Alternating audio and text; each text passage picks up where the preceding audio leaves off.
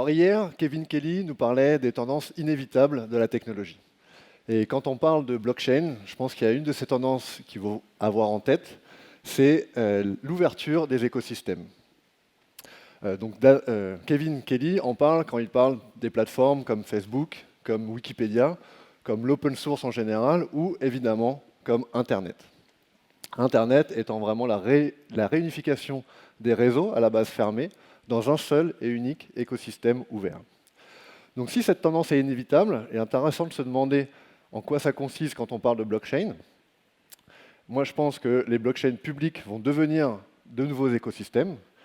Les autres questions ensuite à se poser vont être comment trouver sa place dans ce nouvel écosystème, finalement, quelles vont être les difficultés pour y arriver, et enfin, comment vraiment devenir des véritables acteurs en le construisant cet écosystème et non pas en le subissant.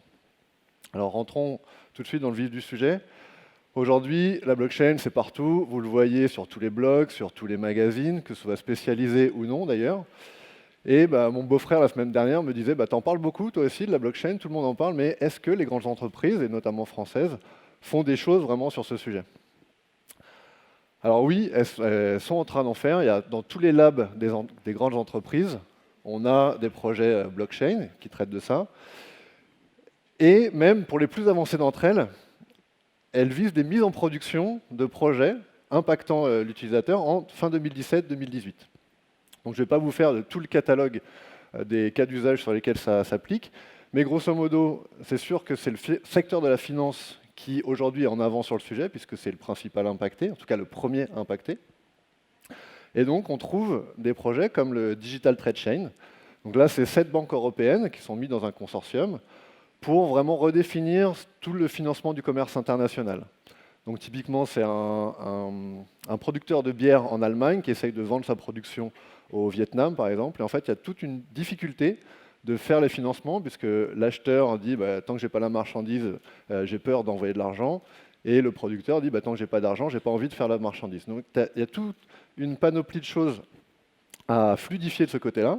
Et l'idée de cette blockchain, donc par ces 7 banques, c'est vraiment d'avoir une communication beaucoup plus fluide et donc de réduire les temps pour livrer ces productions et gagner beaucoup d'argent, enfin pas mal d'argent en tout cas, sur la résolution de ces différents conflits. Autre exemple que j'ai envie de citer, c'est celui de R3. Donc vous connaissez sûrement, si vous êtes dans le domaine de la finance, R3, c'est une start-up autour de la blockchain qui réunit 80 acteurs financiers internationaux. Donc je pense que même lors juste uniquement des réunions, même s'ils ne parlent pas uniquement de blockchain, en ayant réuni un panel d'acteurs aussi conséquent, ils sont quand même en train de redéfinir ne serait-ce que ce qu'ils ont envie de faire de la finance de demain. Ils ont levé 107 millions d'euros, ce qui est énorme, il y a quelques semaines, sur un deuxième tour. Et donc leur but, eux, maintenant, c'est de vraiment refaire la nouvelle infrastructure interbancaire. Et donc, encore une fois, de réduire grandement les coûts sur toutes les communications aujourd'hui qui se passent entre banques, les communications qui auparavant étaient faites sur des réseaux comme Swift, par exemple, ou sur d'autres protocoles. Donc à chaque fois qu'il y avait des banquiers qui s'appelaient pour en dire je ne comprends pas parce que moi je trouve 53 et toi tu me dis qu'il y a 54, ou ça coûte beaucoup d'argent, et bien là, ils sont en train de redéfinir un moyen de faire ça beaucoup plus simplement et beaucoup plus efficacement. Donc on pourrait se dire, un peu comme les personnes sur cette photo, que bravo, on a réussi, les grandes entreprises prennent à bras-le-corps le sujet, la comprennent et arrivent à l'utiliser pour faire mieux ce qu'elles faisaient auparavant. Mais moi, ce que je remarque quand même, c'est qu'aujourd'hui, les mises en production concernent ce qu'on appelle aujourd'hui principalement les blockchains privées. Alors, je vous explique tout de suite ce qu'est une blockchain privée et une blockchain publique. Donc la blockchain publique, par exemple, une des blockchains publiques, c'est la blockchain originelle de Bitcoin. Elle est publique dans le sens où n'importe qui dans le monde, à n'importe quel moment, n'importe où, peut venir interagir avec cette blockchain pour faire une transaction financière. Donc, où que je sois, à n'importe quel moment, je peux décider d'envoyer des bitcoins, si je les ai, à Christian ici. Autre blockchain dont on parle beaucoup aujourd'hui, une autre blockchain publique, c'est la blockchain Ethereum. Donc, de la même façon, n'importe qui dans le monde, à n'importe quel moment, peut venir interagir avec cette blockchain. À la différence de Bitcoin, Ethereum permet de faire n'importe quel programme informatique sur cette blockchain. Donc, moi, ici à Paris, je peux coder un programme, le mettre sur cette blockchain. Tous les acteurs de cette blockchain voient le même programme et sont assurés qu'il fonctionne comme il est écrit. Et n'importe qui interagit avec ce programme peut le faire, et la résultante de cette exécution est elle aussi visible par l'ensemble des acteurs. Donc c'est des blockchains publiques. Une blockchain privée, à la différence, c'est que certains acteurs, typiquement par exemple les notaires, dont on parle beaucoup aussi quand on parle de blockchain, les notaires vont se dire, bah non, nous on a envie de faire notre infrastructure à nous, sur les mêmes technologies, donc on prend la même technologie, on la copie, on en fait un autre réseau, mais on restreint l'accès, par exemple, aux notaires, et ça nous fait la blockchain des notaires. On peut faire ça par secteur ou même par cas d'usage si on a envie d'avoir une blockchain vraiment pour un cas particulier. Donc c'est tellement en vogue aujourd'hui dans les entreprises que les grands éditeurs, d'ailleurs, se mettent à faire des solutions pour ces besoins de l'entreprise qui sont un petit peu, en tout cas soi-disant différents des besoins des blockchains publiques. Donc typiquement, il y a le consortium Hyperledger qui a pas mal de technologies intérieures, et notamment celle d'IBM qui s'appelle Fabric, dont le but est vraiment ça, de faire des blockchains à destination des entreprises et des blockchains privées. On a l'Enterprise Ethereum Alliance en bas à droite, qui réunit cette fois encore 150 acteurs différents, donc des banques, des startups, des grandes entreprises, pour voir comment ils vont utiliser Ethereum, cette blockchain publique, mais de façon privée pour les besoins donc, de l'entreprise. Et dernier exemple, parce qu'il y en a d'autres, mais Corda, la solution de R3, dont j'ai parlé juste avant, est une solution de blockchain privée, et même maintenant, ils ne parlent même plus de blockchain, puisqu'en fait, ils ont tellement changé la technologie, enfin, ils sont repartis de zéro, mais ils sont inspirés de Bitcoin notamment, et ils ont tellement changé qu'au final, aujourd'hui, ils n'appellent même plus ça une blockchain, ils appellent ça une distributed ledger, un registre partagé. Donc on peut se demander finalement si l'entreprise n'est pas en train de donner ce fameux baiser de Judas à la blockchain. Le baiser de Judas, je rappelle pour ceux qui ne savent pas, que finalement le baiser de Judas, c'est le baiser de Judas à Jésus, qui signifie deux choses. Premièrement, je t'aime, je t'embrasse, je te donne un baiser. Et deuxièmement, c'est ce baiser qui signale aux Romains qui est Jésus et donc qui signe son arrêt de mort. Donc est-ce que l'entreprise, en adoptant la technologie blockchain, en l'embrassant, n'est pas en train de lui donner ce baiser de Judas et signe son arrêt de mort en la transformant, en la dénaturant, en faisant uniquement des blockchains privées?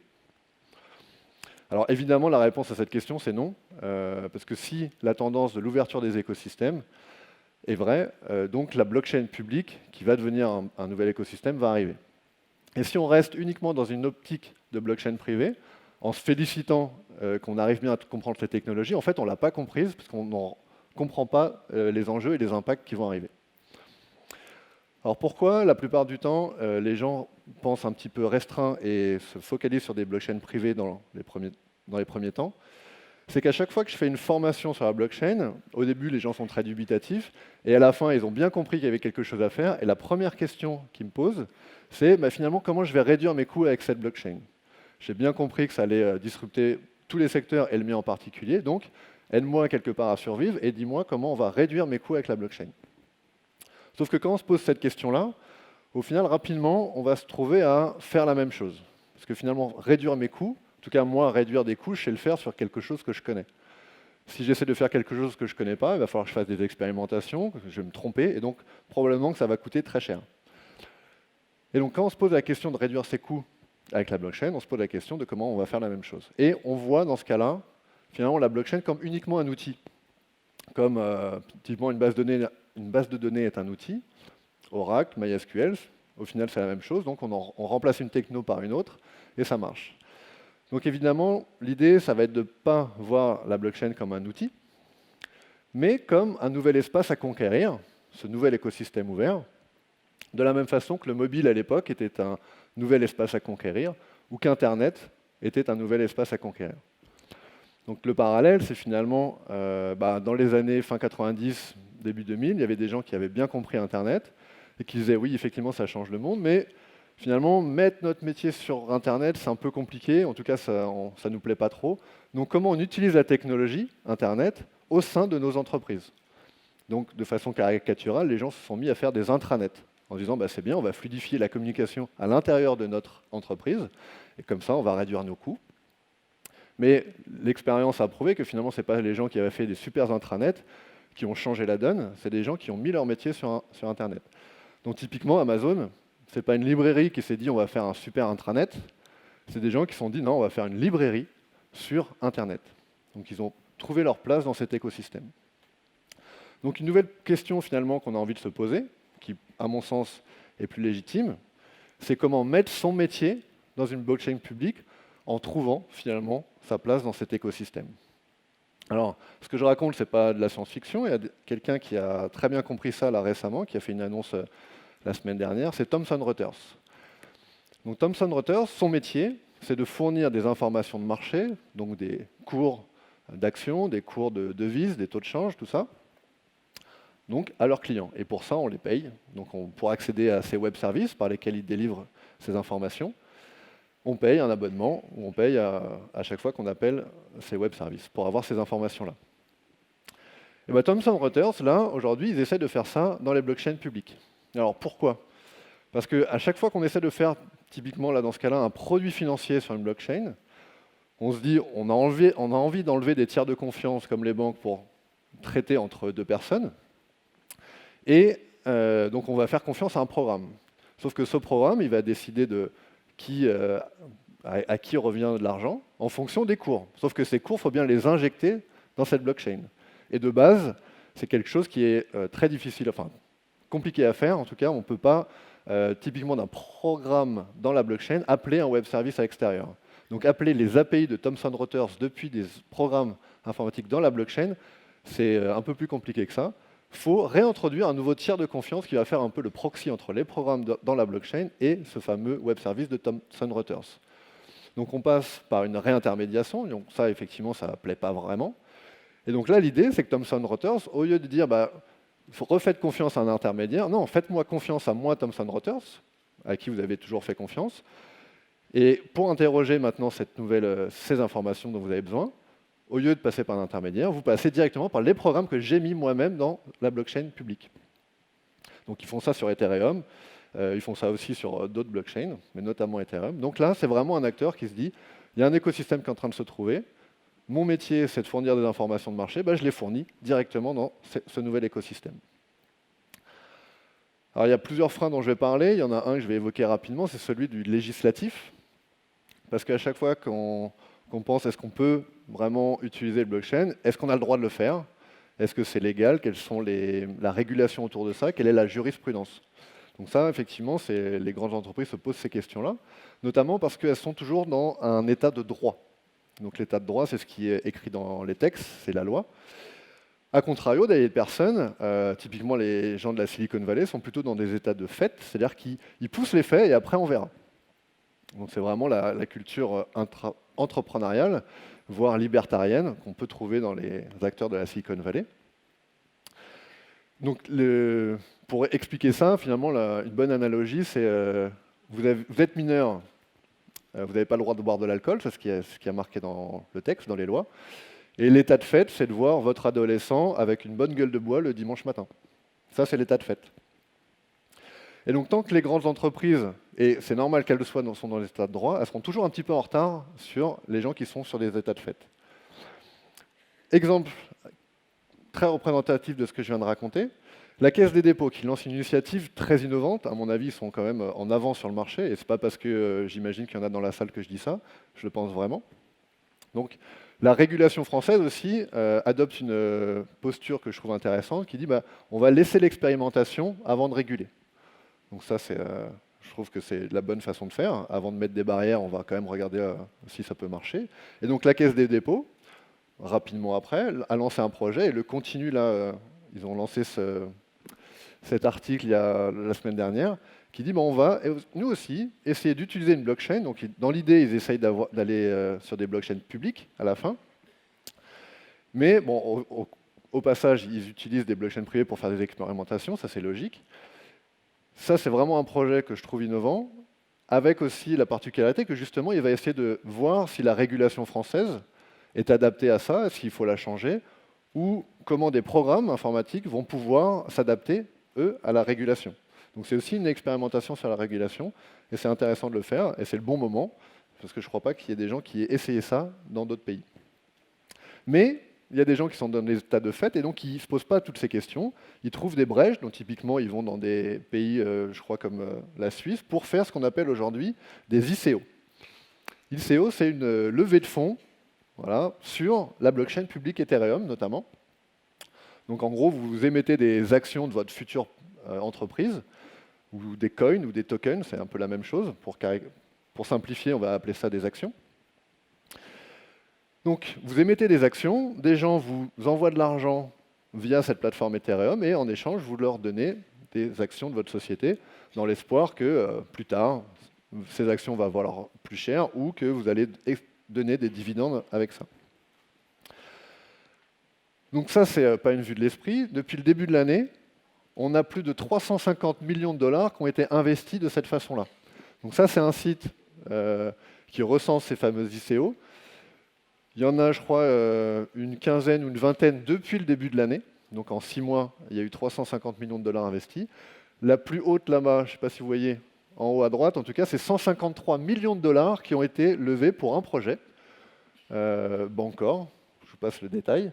Et ça a été levé en une seule journée. Parce que si vous voyez les dates, la date de gauche, c'est la date de début de levée de fonds, et la date de droite, c'est la date de fin de levée de fonds. Donc en une seule journée, ces acteurs-là ont levé 153 millions de dollars en bypassant complètement le système classique.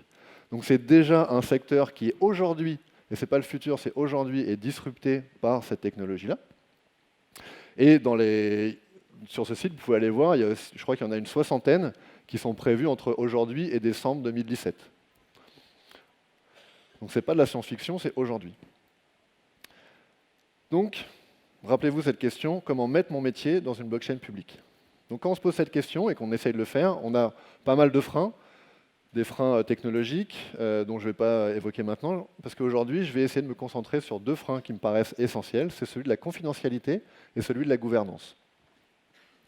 Alors tout d'abord, la confidentialité, parce que quand on est dans un espace public, comme les blockchains publiques, on a toujours cette question de qu'est-ce qu'on va mettre en public et qu'est-ce qu'on va laisser confidentiel.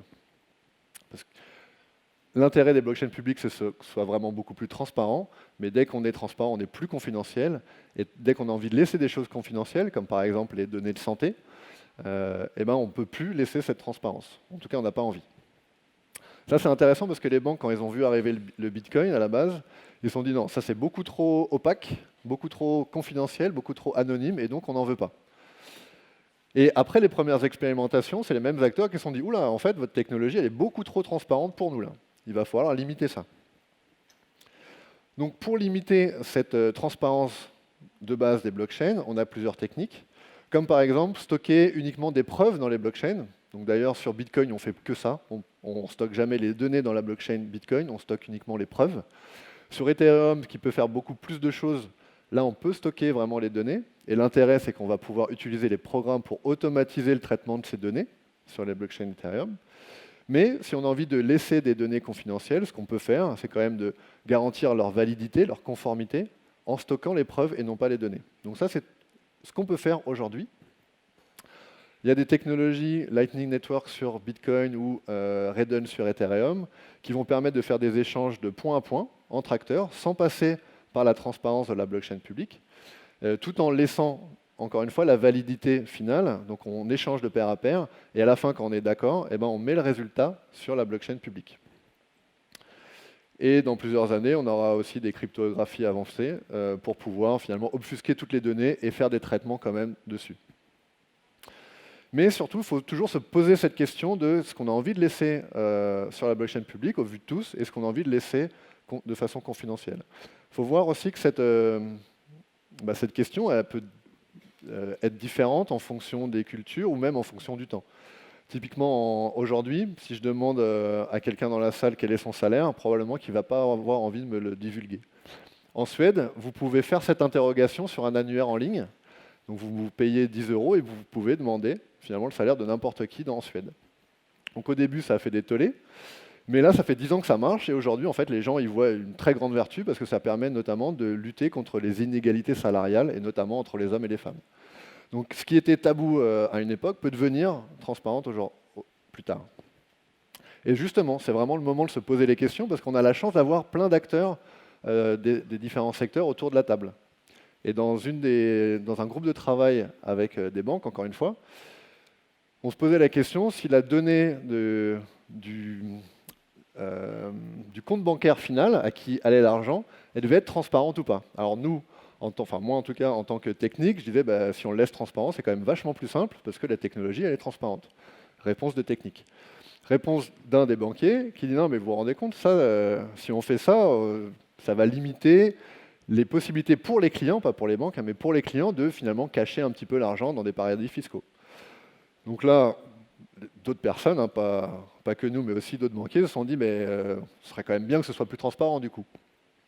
Et une réponse un petit peu commune, c'était de dire aussi non mais les banques accepteront jamais.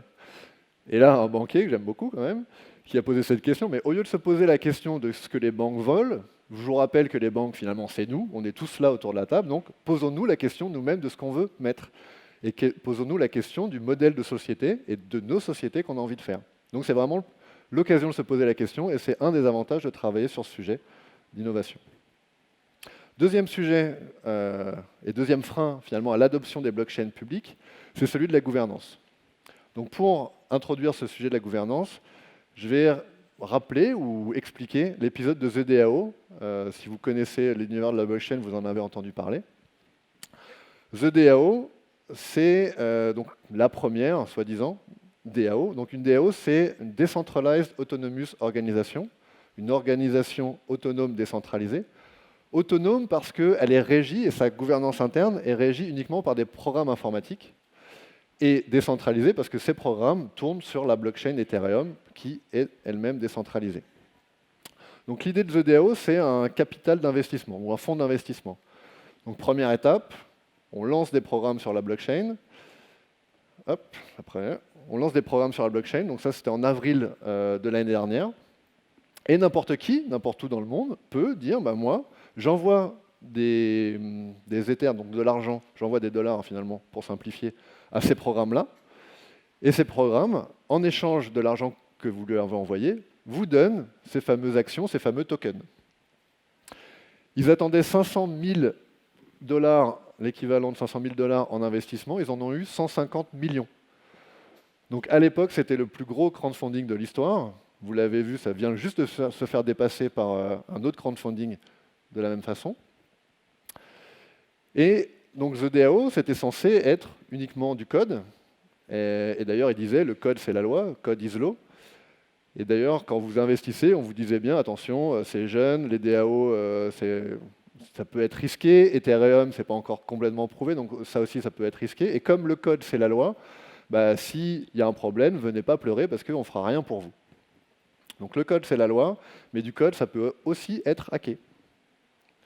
Donc, c'est ce qui a été fait, le code a été hacké. Donc c'est bien le code de The DAO qui a été hacké et pas le code d'Ethereum. Ça, c'est important de le comprendre aussi. Donc sur les 150 millions de dollars investis, il y a un hacker, on va l'appeler comme ça, qui a réussi à détourner 50 millions de dollars. Donc il a siphonné le compte de The DAO pour remplir le sien. Donc 150 millions, ça passe à 100, et son compte qui était à 0 passe à 50 millions. Donc là, la communauté se retrouvait face à un dilemme, en se disant, bah, finalement, là, c'est quelque chose qu'on n'avait pas prévu, c'est quelque chose de mal, c'est quand même 500 millions de dollars, c'est beaucoup. Donc, il faut faire quelque chose. Et il y avait plusieurs solutions, mais la dernière solution ultime à laquelle ils ont dû choisir de faire ou pas, c'est finalement de faire une modification de ces fameux programmes qui étaient immodifiables. Donc la communauté s'est posé la question, donc il y avait des gens qui disaient non, non, une blockchain c'est immodifiable, donc du coup il ne faut rien faire. Et des gens qui disaient non mais quand même 50 millions de dollars, c'est beaucoup, donc il faut quand même faire quelque chose. Au final, la communauté a choisi de faire cette modification. Donc ils ont fait deux modifications. Déjà ils ont remis les balances des comptes à pas zéro, mais ils ont remis à l'état initial. C'est-à-dire que le compte de l'attaquant, on a marqué 0 sur son compte, et dans le compte de The DAO, on a marqué 150 millions. Et autre chose, on s'est dit, bon, le programme, là, finalement, il ne marche pas beaucoup, donc on le remplace par un nouveau programme qui fait uniquement rembourser les investisseurs. Donc au final, les investisseurs ont pu récupérer l'argent, tout le monde était content. Mais alors, ce qu'ils ont pensé, c'est que la communauté allait choisir une ou deux un de ses choix, et que l'autre blockchain allait mourir. Parce que finalement, quand on fait cette modification, on crée deux blockchains différentes, avec deux histoires différentes. Une blockchain dans laquelle on a modifié le programme, et une blockchain dans laquelle on n'a pas modifié le programme. Et ce qui s'est passé, c'est qu'il y a une partie de la communauté qui s'est dit non, nous on reste fidèle à l'idée d'une blockchain non modifiable, et donc on fait vivre une nouvelle blockchain qui s'appelle maintenant Ethereum classique, et qui reste supportée aujourd'hui par une minorité des acteurs. On va dire à peu près 10% de cette communauté. Alors première leçon de The DAO, c'est que finalement, comme le dit Anton Chekhov, un écrivain russe, dans tout l'univers ne reste immuable que l'esprit.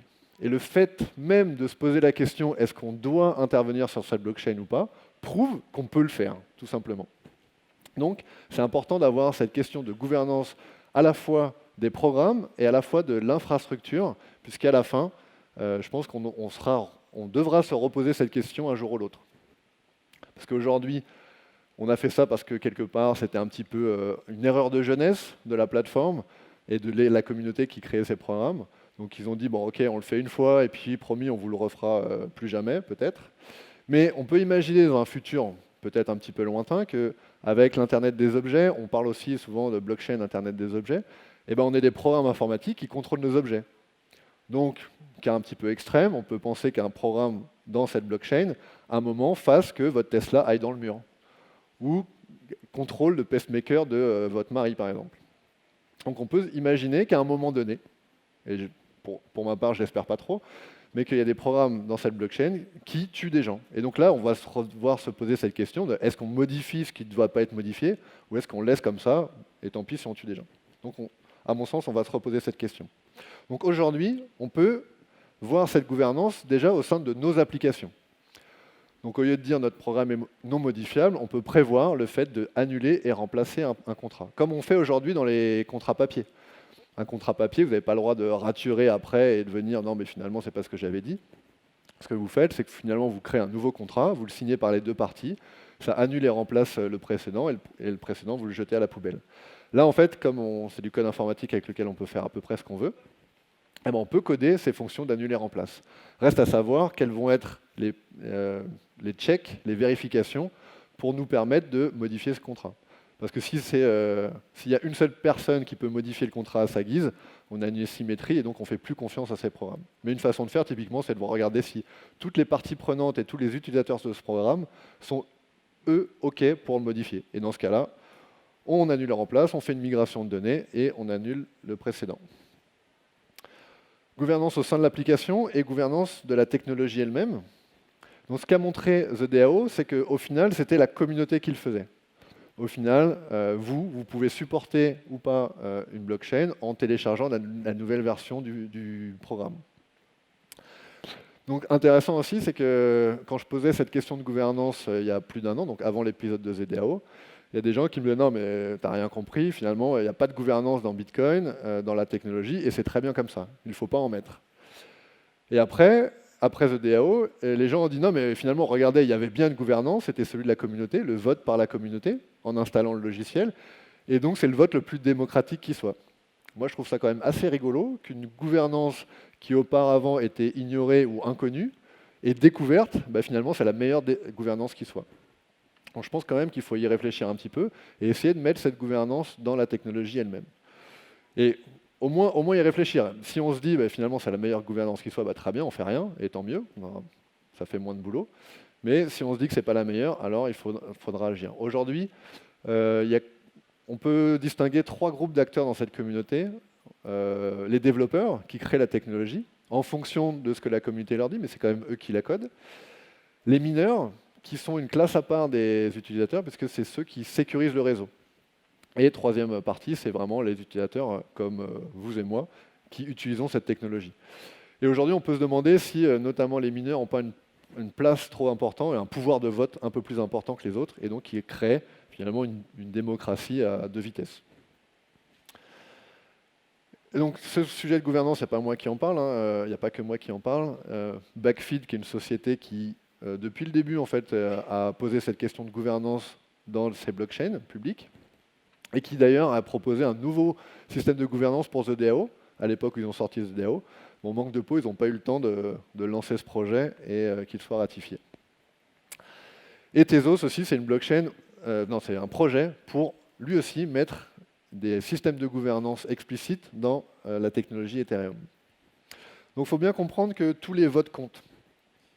C'est-à-dire que si effectivement c'est une technologie qui va faire révolutionner pas mal de secteurs demain, c'est important d'aller voter sur cette technologie, donc c'est-à-dire de participer aux communautés open source qui la font, pour faire entendre votre voix, qu'elle soit pour ou contre n'importe quel sujet, mais en tout cas c'est important d'aller au moins donner son avis, voire de vérifier ce que les gens en font, de comprendre ce que les gens prévoient d'en faire dans les années à venir.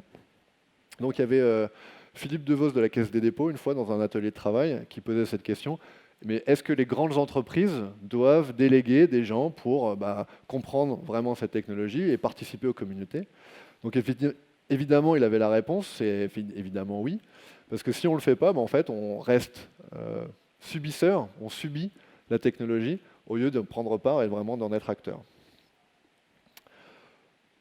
Donc en synthèse, finalement, moi, mon point de vue, c'est vraiment que la révolution viendra des blockchains publiques.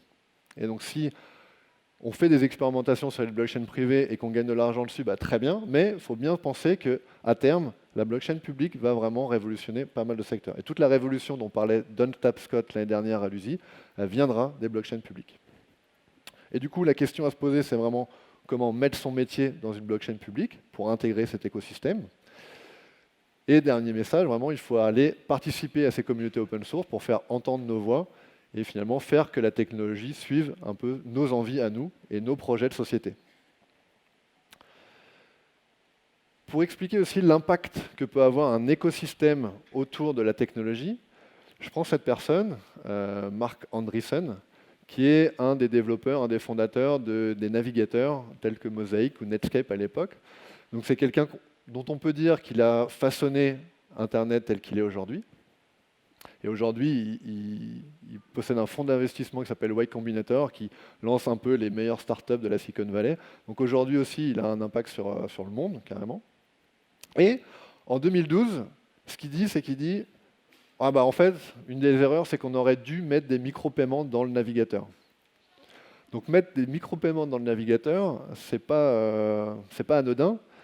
C'est-à-dire que typiquement, la presse aurait eu un autre business model complètement différent. La presse aurait pu dire, moi, Le Monde, si vous voulez venir voir un article sur mon site, vous payez 0,010 centimes. Et donc, on n'aurait pas eu cette prédominance de la publicité, on n'aurait pas eu, ou d'une façon différente en tout cas, la prédominance d'un acteur comme Google, dont le business model est basé entièrement sur la publicité. Donc, avoir fait ces micro-paiements dans un navigateur à l'époque, ça va radicalement changer le monde dans lequel on vit aujourd'hui. Alors moi, je me dis, en 2012, c'est quand même un petit peu facile de dire ça. J'imagine qu'en 95-96, personne n'y avait pensé, que c'était quasiment impossible, et donc on ne l'a pas fait juste parce qu'on n'y a pas pensé. Et en fait, ce qu'il dit, lui, c'est qu'il dit, mais si, nous, on a essayé. On avait prévu ce business model, des micro-paiements dans le navigateur. Le problème, c'est que notre écosystème n'a pas suivi. Donc les personnes, les acteurs comme Visa ou les banques ont dit nous, des transactions en dessous de 10 euros, ça ne nous intéresse pas parce qu'on facture 1 euro la transaction. Donc des micro-transactions à 10 centimes, jamais de la vie. Et même les acteurs tels que la presse ou la musique ont dit non, mais vous savez, nous, on vend du papier, on ne vend pas des pages sur Internet. Si vous arrivez à faire de l'argent avec des pages web et de la publicité, très bien. Et donc, c'est un petit peu le choix dont parlait Dan Ariely. C'est beaucoup plus simple de rien faire que de faire quelque chose. Donc si personne ne suit, ils se disent ok, personne ne veut qu'on implémente cette feature, on va rien faire et on laisse le business de la publicité se développer si tout le monde veut ça. Donc, pour synthétiser finalement cette histoire, je reprends une citation de deux philosophes. Le monde de demain nous appartient et pour ça, il faut qu'on aille dans ces communautés. Merci beaucoup.